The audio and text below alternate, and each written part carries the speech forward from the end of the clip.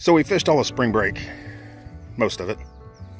Caught a whole mess of catfish. Wednesday after spring break, teachers have the day off for a protest or something. So we are back out on the water fishing for yellow perch and yellow cats, bullheads. And the other day we caught an entire mess of catfish. We've been slowly frying them up. So today, for 3 Minute Thursday, you're gonna get how to fry catfish.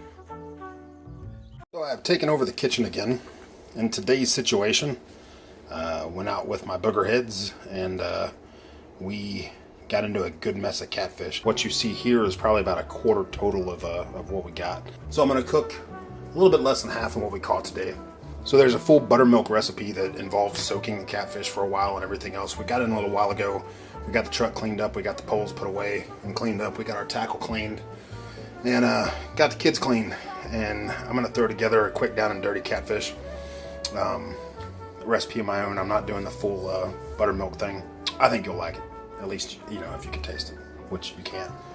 So what I've done to the catfish so far is I've squirted them with Tabasco sauce, sea salt, black pepper, a little bit of cayenne. I've got a flour and cornmeal mix out here. I'm gonna beat these eggs.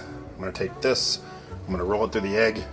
I'm gonna put the cornmeal in that and roll them in cornmeal, and I'm gonna throw them in the oil. Yeah, dinner will be ready in 20 minutes. It's gonna be quick, down and dirty, like I said. When you test the temperature of your oil, take some of this stuff that's building up on your fingers, just drop it in there like so. You'll see it start to sizzle and bubble, and that's cool. That's the temperature you want. Now, when you drop these first few pieces, your temperature in the oil will drop. Thermodynamics being what it is. So we're gonna go kind of slow.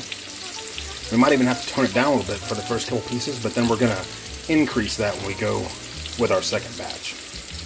Increase your temperature. And that is our first batch. Getting close to being done.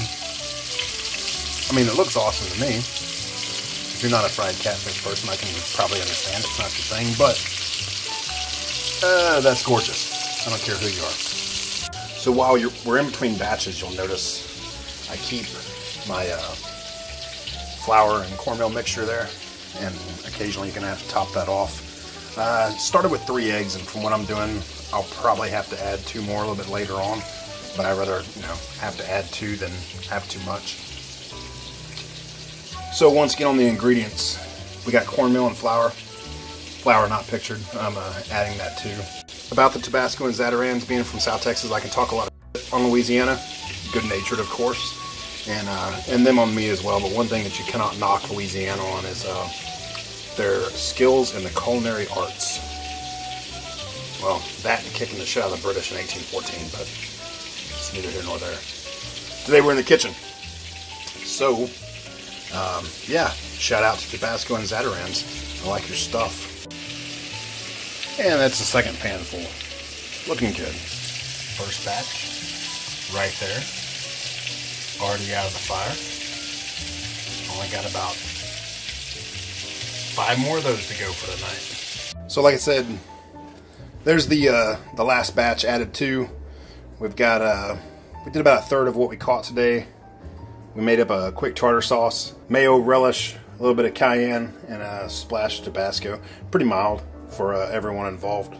And fresh sliced tomatoes and some baby bellas. It's just a post-fishing trip. We throw it together and dine. Too easy. Hope you learned something.